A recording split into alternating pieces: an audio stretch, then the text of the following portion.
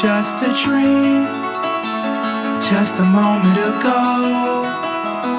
I was up so high, looking down at the sky. Don't let me fall. Hi everyone, welcome to Port Moody. We'll be talking about the 10 best practices of sustainability development here. They say what goes up must come down, but don't let me fall. Don't let me fall. Hey everyone, now we're at Padjo's. They're famous for their fish and chips, and they are one of our 10 best sustainable practices for the food and beverage in Port Moody.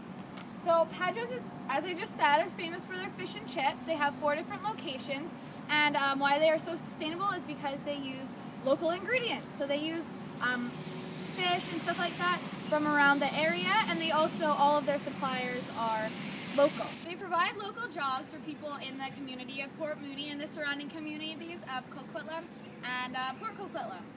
They've also won awards in Travelocity's Canada's top 25 secret finds, and they are minimizing their impact with the small building that they have and that they use with all their other locations, minimizing their resources that they're using and conserving more resources.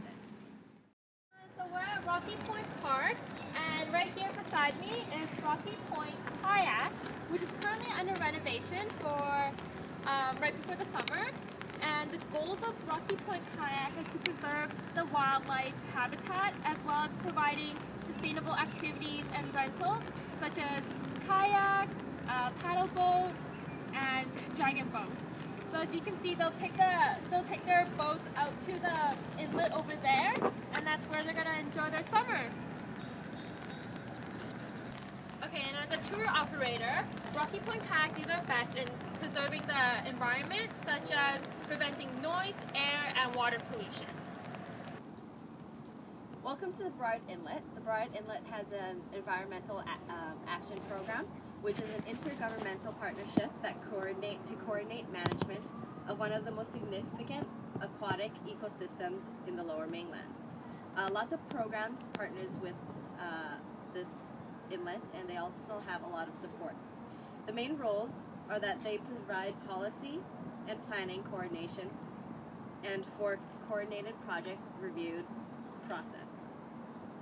This has been being done in order to practice sustainability management. It also helps maximize environmental benefits and minimizes negative impacts such as reduced pollution, conserve biodiversity, ecosystems, and landscapes.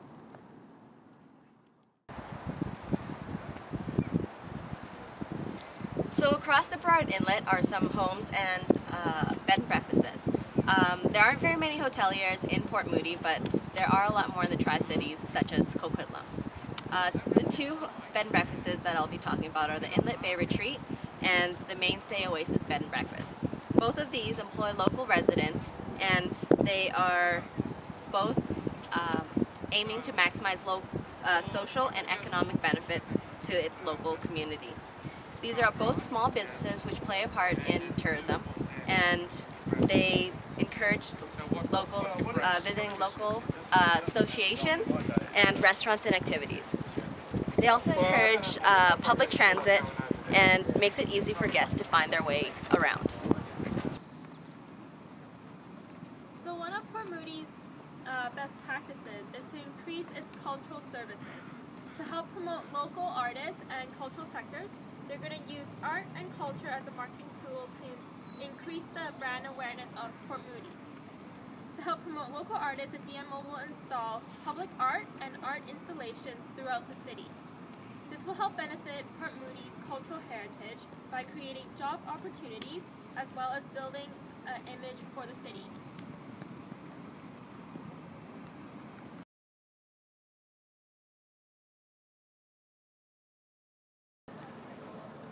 So for one of our other food and beverage sustainable practices, we've chosen the Boathouse restaurant, as you can see behind me. They're sustainable because they are using sustainable seafood and are part of the Oceanwise program.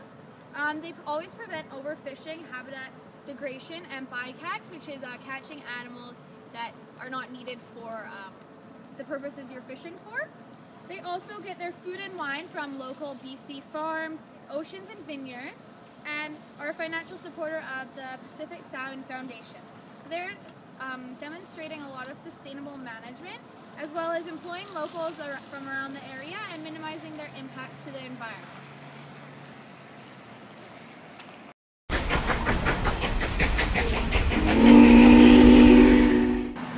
Hi, we're at the Port Moody Station Museum.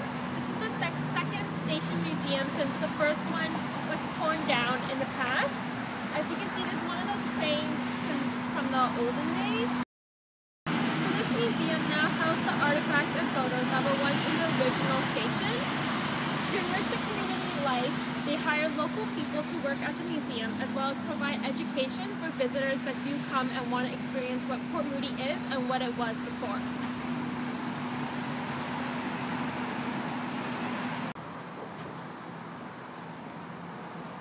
So Port Moody has two sustainable transportation options. As we just showed you, they use a lot of bike lanes and are implementing more bike lanes.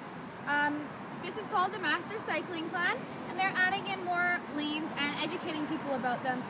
They are encouraging people and making it easier and safer for people to ride their bikes as opposed to driving in cars.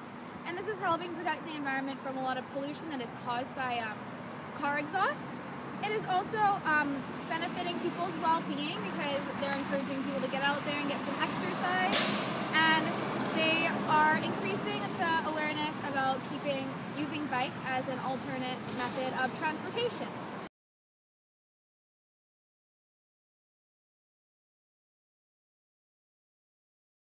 Now for their second transportation sustainability practice, they are encouraging more public transportation. Right now they are working on getting more buses and shuttles to go in and out of Port Moody more frequently, so people are less inclined to use their cars, and so it is easier for people to use the public transportation that they have. Currently there are only smaller buses and they aren't very frequent, so it is a lot harder for people to incorporate them into their schedules. However, with the more frequency, there will be less cars on the road, and they're also trying to make some roads just dedicated to public transportation.